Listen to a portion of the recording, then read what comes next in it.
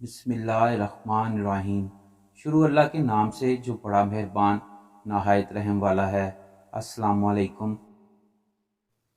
दोस्तों, आज का वाक़या हज़रत शेख अब्दुल कादर जिलानी सैयदना गौसे आज़म की चंद करामात के बारे में है।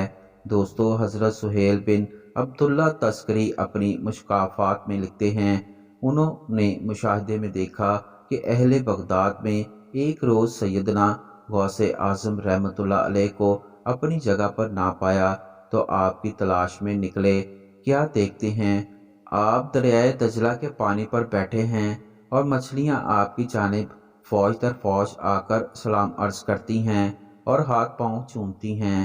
फिर एक सब्ज रंग की जाए नमाज सोने चांदी से जुड़ी हुई दिखाई देती है, जिस पर दो सतरें लिखी हैं, जिसका तर्जमा ये है कि बेशक औलिया अल्लाह को ना खौफ है और ना इन पर कोई गम। दूसरी सतर में लिखा है, जिसका तर्जमा ये है, अस्सलामु अलैकुम या अहले बैत। ये दजला में हवा पर बिछी हुई थी और इस पर सैयदना गौसे आज़म रहमतुल्लाह अलैह बैठे हुए थे। फिर चंद मर्द बाहैबत आए, फिर जाए नमाज के पास खड़े होकर आपने नमाज पढ़ाई। उन्होंने और बगदाद के औलिया कराम ने आपके पीछे खड़े होकर नमाज पढ़ी। फरमाया, मैंने मुशाहिदा किया कि जब आप तकबीर कहते और तस्बीह कहते तो हामलाने अर्श और आसमान के फरिश्ते भी आपके साथ तकबीर कहते।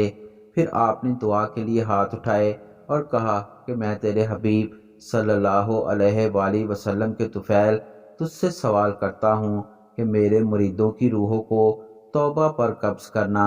इन पर फरिश्तों और हाजरीन ने आमीन कहा। निदा आई, बिशारत तो हो, हमने आपकी दुआ कबूल की। हज़रत सुहेल बिन अब्दुल्ला तस्करी रहमतुल्लाह अलैह हज़रत सैयदना गौसुल आज़म रहमतुल्लाह अलैह से बहुत पहले गुजरे हैं, लेकिन बहालत तशको मुशाहिदा ये वाक़या आपने पेश की मुशाहिदा फरमाया। इस वाक़े में सैयदना गौसुल आज़म रहमतुल्लाह अलैह के मरीदों के लिए खुशखबरी दी है कि वो बग़ैर तौबा के नहीं मरेंगे, और हज़रत गौसे आज़म रहमतुल्लाह अलैह के अजीम मर्तबत होने की ये दलील भी है कि आपकी दुआ पर फरिश्तों ने भी आमीन कही और खुदाए बुजुर्ग बरतर की तरफ से इसके कबूल होने की खुशखबरी भी मिली। खुश नसीब है वो शख्स जो आपका मुरीद हुआ और आखिरी सांस तक इसने आपसे अकीदत और मोहब्बत को बरकरार रखा ताकि मुरीदों में शुमार रहे और इस खुशखबरी का मुस्तहिक बने।